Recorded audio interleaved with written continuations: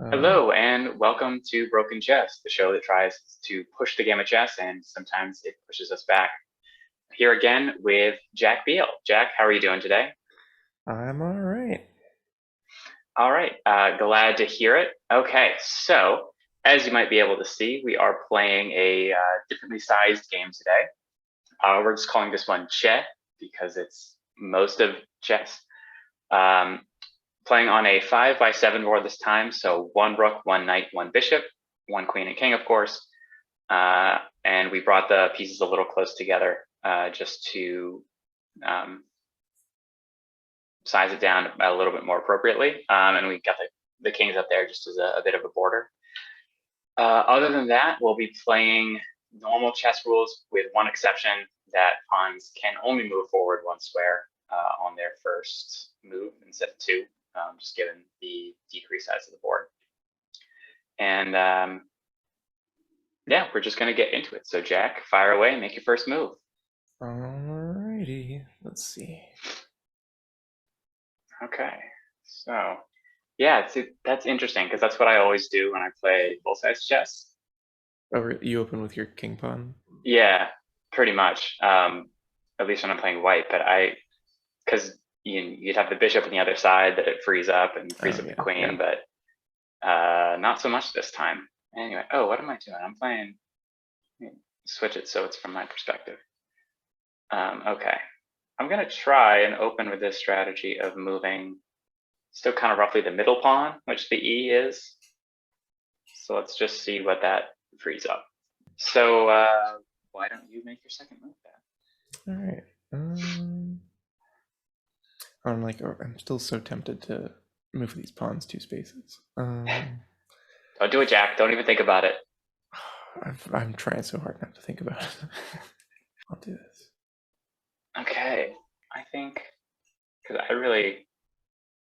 I played this, I believe, with Declan several months ago, but I've forgotten any lessons that we might have learned from that. So I'm basically coming at this new. That's better for me, right? This means I you would stand think. a slightly better chance of winning. I mean, I'm not sure what lessons I would have learned from it to start with, but yeah, they're definitely gone now. I guess I'll try pushing this bishop out. Okay, interesting. The lines of sight for the bishops are very, very different. Yeah, it's wonky with the long board. I wonder how different it'd be if it was like 5x7, but the wide The other way way, yeah, would maybe, be yeah, we'll definitely try pretty that at some crazy. point. Playing with blank spaces at the end, like if um, uh, G and F, there were just no pieces there, would be very weird, Mm-hmm. but probably broken. So I'm sure we'll give it a go. All right, I'm gonna push my pawn up c5 to c4. Try to make some things happen. Let's see. I will do something similar. I'll push a pawn. I'm going. What is this? It's b3 to b4. Okay, yep. Oh, there you are. All right. Oh, all right. Cool. So clearly my knight needs to do something, go somewhere. But Knight needs to go home. yeah, I think that might be his best option actually. But I don't want to do that because that really puts me in a tough spot. So I'm gonna move him to c6, which isn't a great move, but oh well. All right, so your knight's up there. We didn't talk about this beforehand. I don't know that either of us are going to get to it, but maybe should we allow castling? I would say no. It seems like an awfully large change to make on such a small board. Yeah. I'm curious to see what happens without. But I feel like I'm a very long way from even emptying out the back row anyways. Yeah, I mean, you could move the queen, but it wouldn't. Anyway, yeah, I guess we'll cross that bridge when we come to it. But I'm going to push this pawn up d6 to d5. Cool. There is a funny sense of Oh, The board feels a lot more claustrophobic than Yeah, like and in a way that I didn't really expect. I think the kings all around the perimeter probably has something to do with that. When I played this, on a physical chessboard, I just like put a piece of paper over it, which Right. helped out, but chess.com won't let me upload a PDF of a blank sheet of paper to put over. I'll move some pawns up. I'll free up some space for my king. All right, so I'm gonna move then my bishop c7 to e5. All right, that is not very good news for that knight. No, it certainly isn't. Yikes. All right, I wonder. I mean, I'm pretty I'm sure gonna push it's. this pawn up to d4. That's what I'm gonna do. Okay, here we go. So this could start quite a bloody exchange, I think. Yeah, everything seems like it's locked up pretty tightly. Yeah. All right. Well, the engine shows us having already captured all those pieces that we never started the game with. But I'm gonna start, I think, make the first actual capture and capture that pawn that you just moved up to d4. With your knight. With my knight, yeah. All right. I guess I'm gonna go with it. I'm gonna go for it with this e pawn. Take the knight back. Yeah, I think that was actually a mistake that I made there. I mean, that king is awfully exposed now. Okay, yeah, you know what? Because my pawns are, I didn't realize they're actually in pretty good position. So I'm gonna take that e pawn with my bishop. All right, cool. I'll throw my queen up there. I don't know. Let's take that bishop. Yeah, that's pretty much what I figured you'd do. This is really tough. Like, there's no place my knight can go until I do something else. Right. Yeah, now I almost want to pass just to make you do something, because the only, well, I mean, you could just move your rook over, move your king over or something. Yeah, you can like shuffle your queen one space or something like that. Yeah. Well, you actually, you could shuffle her diagonally, but anything else, and you wind up losing her. Yeah, and you've also like my bishop is locked up because I can't move that pawn anywhere. Yeah. Which also means I can't really move the rook forward. So I really don't have use of half my pieces right now. Yeah, which is good for me, except I also really don't. Plus, I lost my bishop and my knight for basically nothing, unless I somehow get that queen, which I'm not too optimistic about. I'll just move my queen over one to right. c7. Well, let's see what happens if I throw my knight in here. I'll stick my knight on d5. Chaos, that's what'll happen. So I'm in check also. Yes. Yeah. All right, well, obviously I need to deal with that. And the best way to do that would be to capture that knight. And the only piece I can do that with is that pawn on e6. So that's what I'm going to do. All right. Goodbye, knight. Let's see what happens if I put you in check again with my queen. Oh, sure. Well, I guess I won't be castling, whether we decide we're allowed to do it or not, because I have to move the king there. So I'm going to move him over to d7. All right. I feel like I have to like start to break out of this left side. I'm gonna pull my bishop back to b2, and we'll see if I can start to work my way around all your pawns. Yeah, this is it's a real humdinger we got. This is you've put that left side of the board for me in quite a pickle. your my left? Yeah, like the A okay. side. Yeah. Okay. Yeah. So I think I've got an idea now. So I'm gonna do it. I'm gonna move that up. Hopefully, keep you in a pickle. You know how cramped this is feeling. Maybe we don't need to call it Che. We could call it New York apartment chess. I don't know if that joke's worth keeping in, but we'll keep it. I'm gonna move this bishop up. That's what we're gonna do.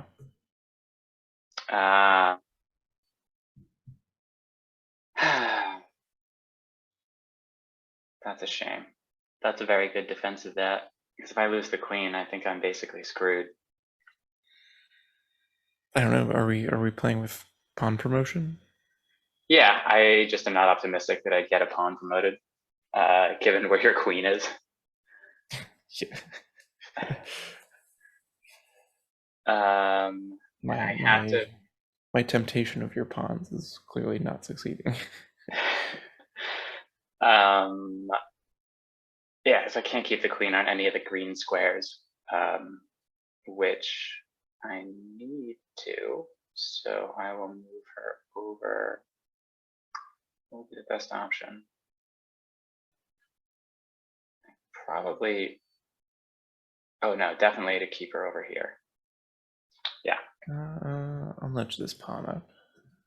C3. See what the deal is. Start to lock this all up, just in case. Just in case you try to do anything funny. All right. I'm just gonna try to power my way through because I think I am up a pawn. So I'm gonna capture your pawn on b4. I guess I'll capture back. That seems like the only really good option available. Yeah, I had a plan to kind of put some pressure on you, but that capturing back nullified it. Yeah, it seems like having all your pawns stacked up kind of prevented you from moving like pieces into the middle of the board. Yeah, well, given that we have an odd number in each direction now, C4 I think is the exact center, and I've had a pawn there for most of the game. Which I mean, it's better than if it was one of your pawns, I suppose. I mean, better for you. Yes, which is really what I care about in this context. Okay, so I think that doesn't put me in as bad. I wonder if there's a variant to be had in like helpful chess, where it's cooperative instead of adversarial. Yeah, if we can figure out what the goal of that would be, then like I've definitely seen on Twitter someone like, imagine how many points both teams could score if they work together. Right. Yeah. Which is correct, you know, if you're just like, oh yeah, here, let me get you a lift up to the basket. Okay, so I'm moving my queen up to A6. I think I still like the position I'm in here. All right. Yeah, I'm still waiting to figure out how to use my rook. Just leave him there. No, I'll think about it. Don't worry. No, just don't worry about it, dude. It's fine. I guess I'll run this pawn up a square. No, that actually did foil me a bit because your plans seem to be easy to foil today. Yeah, I'm gonna blame it on the reduced size of the board, but that's probably not true. Okay. However, it is the poor craftsman who blames his tools. I am very open about the fact that I'm not a very good chess player. So what I was going to do, and I think I still will, was to move my queen up to A4, which I'm sure you could see if you hadn't moved that pawn up, would have been a great situation to be in. Right. Less so now.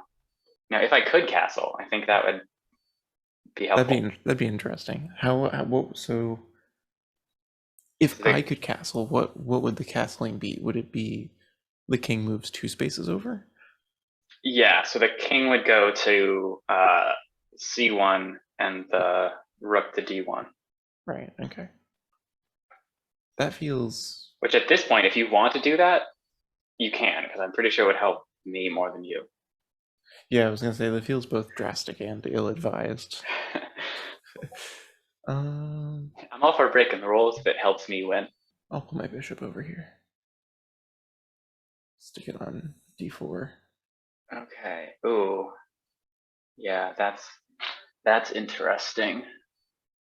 Yeah, I'm not sure how good of a plan this is. It's not really much of a plan at all. So I think, I mean, if it worked exactly the way where the bishop takes my rook and then my queen takes that bishop and then your queen takes my queen, that would definitely be worth it for you. But I'm not gonna let that happen because I'm just gonna move my rook. The question is where? And the answer is to C7. All right, if you say so. Yeah, I do say so. I guess I'm gonna start moving inside what used to be your big pawn setup. I'm gonna put this Okay. bishop on b6, and we'll see what happens.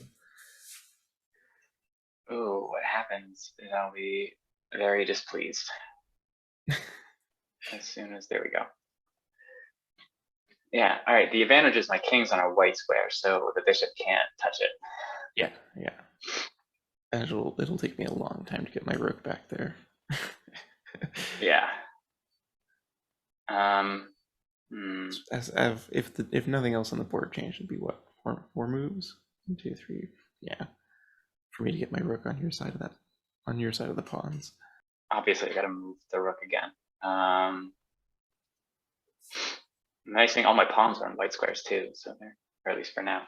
This is very quickly turning into like neither of us having any pieces. Yeah, which all right. Well, yeah, we'll see. Even though I've only lost, you've only taken my knight, right? And 3 pawns And because you only have 2 left. Yeah. Yeah. All right. It feels like I have almost no pieces left. Yeah. Despite having more pieces than you. Yeah, well, because you only start with 1 knight, bishop, and rook. Right. So you lose that one, and you're done. And I lost my knight and bishop for basically no reason. They were kind of stuck in there because it's very easy to get stuck in this board. So I think I'm going to move the rook up to c6 to save it from your bishop's vengeful clutches. I don't have a lot of a plan to go along with this, but I wonder what happens if I move my bishop back to a5. Yeah, not much, because I'm certainly not going to capture it with the queen. And you could. In fact, I would recommend it. Interesting advice. I think I'll probably ignore it. In fact, I'll definitely ignore it.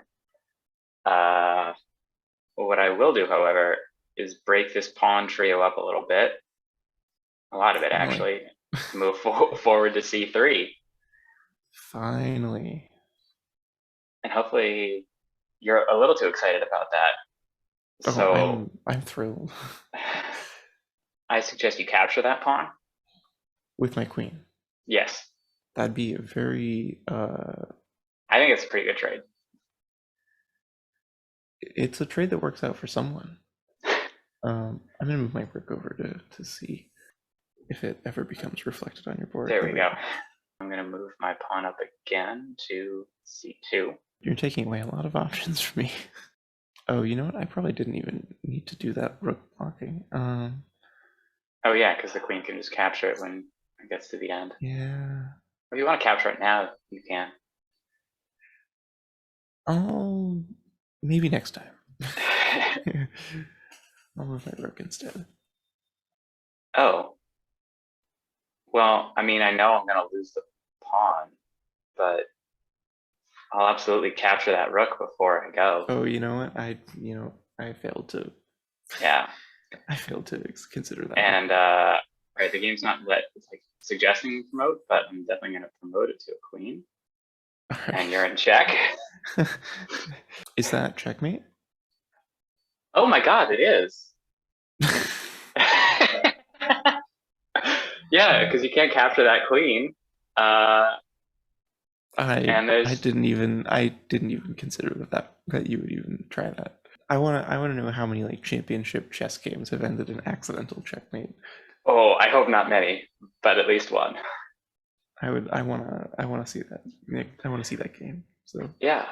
If whoever's watching knows which games ended in accidental checkmates.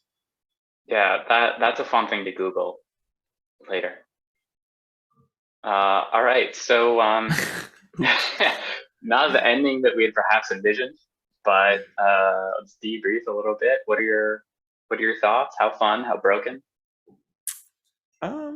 Pretty fun. I mean, it does. It has the feel of a study. I think maybe just because of it's regular chess but constrained in a way that I think some of the other variants aren't. Which I kind of like because I do like chess studies. I guess I need to do more of the ones about checkmates, and the vibe isn't a lot different from regular chess, so I wouldn't say it's to me, it doesn't feel more thrilling in a way that's like, oh, what's going to happen next, as with some of the more exotic variants.